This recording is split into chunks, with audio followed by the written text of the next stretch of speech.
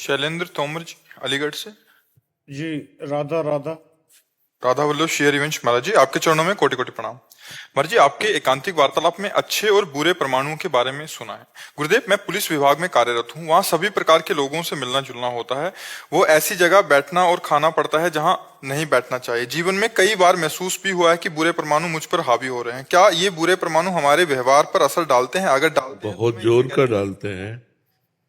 को न कुसंगति पाए नसाई, राहे न नीच मते चतुराई।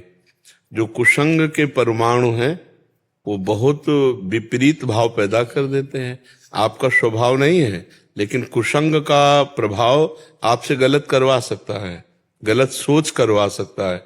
हाँ, एक स्थिति होती जहां कुसंग का प्रभाव नहीं पड़ता।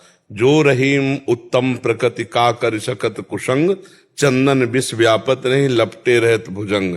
यदि उत्तम प्रकृति अर्थात भगवत स्मरण परायण है आप, तो देखो लंका में कुसंग ही कुसंग है, पर विभीषण जी के ऊपर कोई फर्क नहीं पड़ा।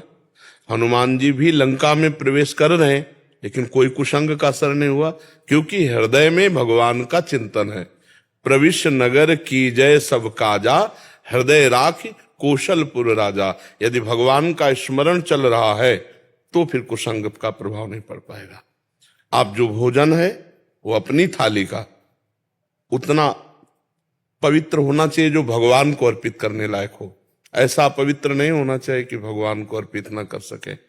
अपनी थाली का, हमारी थाली में आ गया वो हमारे लिए भगवान को अर्पित करने लायक। अब जैसे मांस आदि है, ये भगवान को अर्पित नहीं कर सकते। जो निषिद्ध पदार्थ हो भगवान को अर्पित नहीं किया जाता। पर बहुत से ऐसे नौकरी वाले भाईजनों के पास अव्यवस्था है कि उनको वही खाना पड़ेगा जो मिलेगा रसोई से। तो रसोई में प्याज लहसुन तो प्राय पड़ता ही है। आपके पास भी यही समस्या होगी, प्याज लहसुन तो पड़ता ही है लगभग। 1 वर्ष से आपकी वीडियो सुनी है, उसके बाद छोड़ दिया है। पूरे परिवार जुड़ गया है और बिल्कुल कहीं बाहर भी अगर खाना होता है तो पहले पूछते हैं, और नहीं तो फिर ऐसे ही चले जाते हैं फल खा के। नहीं, बहुत सुंदर, ये तो बहुत बड़ी तपस्या है, ये तो बहुत बड़ा धर्म की रक्षा के लिए व्रत है।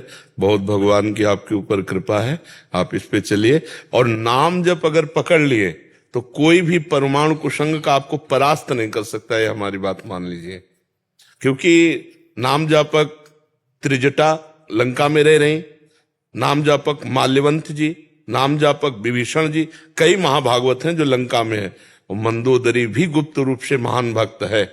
वो रावण का पता नहीं कैसा सौभाग्य कि मंदोदरी जैसी पत्नी मिली। वो भगवान के प्रभाव को जानने वाली, भगवान के स्वभाव को जानने वाली, और रावण की पत्नी थी। अब आप विचार करो कि इतना भारी कुसंग और ऐसी स्थिति, रावण का भाई है विभीषण, और इतने जोर का महात्मा, कुसंग इतने जोर का और महात्मा इतने जोर का। तो हमें लगता है लंका जैसा कुसंग तो नहीं होगा वर्तमान में, क्योंकि वहां तो खुला मांस, व्यभिचार, मदिरा, ये सब, वहां नगर ही राक्षसों का है। तो वहां भी भक्ति हो सकती है, तो हमें लगता भक्ति हो सकती है। हम अपने आप को भगवान के स्मरण में तन्मय रखते हुए यदि हम किसी भी डिपार्टमेंट में कहीं भी हैं तो हमारी हानि होने वाली नहीं तो कुसंग का प्रभाव पड़ जाता है। कुसंग का प्रभाव बड़े बड़ों पर पड़ जाता है। अगर वो भगवत स्मरण से काटा ना गया तो उसका प्रभाव पड़ जाता है, परमाणुओं का असर होता है। तो जाके संग कुमति मति उपजय करत भजन में भंग, तजोरी मन हरि विमुखन कुसंग। इतने बड़े महात्मा भीष्म जी निर्णय नहीं दे पाए थे जब द्रौपदी का वस्त्र अपहरण हो रहा था और पूछ रही थी चीख करके। तो जब उपदेश कर रहे थे ना सरसैया में पड़े हुए, तो द्रौपदी जी बिहस रही थी। एक होता हंसना और बिहसना होता उपहास करना। तो ऐसे दृष्टि गई भीष्म पितामह जी, उनका बेटी उपहास क्यों कर रहे हो? बोले बहुत धर्म का निर्णय कर रहे हो इस समय। उस समय आपके वचन नहीं निकले थे जब मैं चीख चीख के कह रही थी मेरे वस्त्र उतारे जा रहे थे, क्या ये धर्म है? तो उनका बेटी उस समय मेरी बोलने की सामर्थ्य नहीं थी, क्योंकि पापी दुर्योधन का अन्न खाया था, उसके पक्ष में थे। आज 6 महीना बाण में पड़े हो गए, सब नष्ट हो गया। अब बुद्धि शुद्ध, जो प्रश्न करोगे उत्तर दे देंगे। बहुत प्रभाव पड़ता है। एक परमहंस जी जंगल में एकांतवास करते थे, कभी किसी नगर से भिक्षा नहीं करते थे, कंदमूल फल जंगल के खाकर भगवत ध्यान में रहते थे। एक दिन राजा शिकार खेलने गया, उसने देखा उनको कंदमूल फल बिनते हुए, तो साष्टांग दंडवत किया, कहा महाराज एक दिन हमारे यहाँ भिक्षा पा लीजिए। उनका नहीं, राजअन्न निषेध किया गया है विरक्तों को। फिर दंडवत महाराज। आखिरकार आप जैसे परमहंस महात्मा यदि गृहस्थों के घर नहीं जाएंगे तो उनका घर पावन कैसे होगा? शास्त्रीय विधान से उन्होंने विनय ठीक किया राजा ने, और वो भी हठ में थे कि राजअन्न नहीं पाना चाहिए, शास्त्रीय विधान है, पर विनय जोर कर गई और महात्मा जी उनके यहाँ भिक्षा पाने गए। बहुत अच्छा। अब राजा के यहाँ तो क्या महल में सब सुंदर सुंदर भोग पकवान पाए, अब भजन में रुचि नहीं, बस राजा का चिंतन, और ये आवे कि कब राजा आवे और निमंत्रण दे। अब वो कंदमूल फल, सूखे फल अच्छे लगेंगे क्या, जहां राजा के यहाँ सुंदर पेय पदार्थ, रस फलों का और खान पान की सब सामग्री। 2-3 दिन में राजा फिर आ गए। महाराज अब कहना नहीं पड़ा, मना नहीं किया, चल दिए। अब वहां महल में प्रसाद पा रहे थे तो देखा रानी के श्रृंगार गृह की तरफ तो एक हार टंगा हुआ था। रानी ही स्वयं परोस रही थी, दासियों का प्रवेश नहीं था, तो परोसने के लिए लाने के लिए गए, वो हार उठाया, झोली में डाल लिया, प्रसाद पाया और जंगल में आ गए। जब रानी श्रृंगार के लिए, तो उन्होंने कहा महाराज हमारी निजी दास दासियों के सिवा यहाँ किसी का प्रवेश नहीं, और वो यहीं रहते हैं तो चोरी वो क्यों करेंगे? आपके महाराज आए, वो चुरा ले गए। उनका इतने विरक्त महात्मा, वो चोरी क्यों करेंगे? उनके कोई पत्नी है तो है नहीं, परिवार है नहीं। अच्छा, वो वृक्ष के नीचे रहते, कंदमूल फल खाते हैं, वो चोरी क्यों करेंगे? बोले महाराज चोरी उन्होंने की। बोले चुप रहो, हम बनवा देंगे, पर संत के ऊपर ऐसा दोषारोपण ठीक नहीं, नहीं तो श्रद्धा नष्ट हो जाएगी संतों के प्रति। 3-4 दिन हुए, झोली उठाई कंदमूल फल के लिए, देखा वजन, उसमें हाथ डाला, हार, ये मैं क्यों चुरा लाया? ऐसा मैंने क्यों किया? वो हार लेकर ऐसे सभा में गए और कहा महाराज मैं चोर हूं, मैंने आपका हार। अरे बोले महाराज ये तो मैंने परीक्षा के लिए डाला था। वो बहुत प्रवीण राजा थे कि ऐसे हमारे समाज में संत निंदा हो जाएगी, उनका हमने परीक्षा के लिए डाला था। वाह धन्य है महाराज, अब तो बड़े निष्प्रिय है।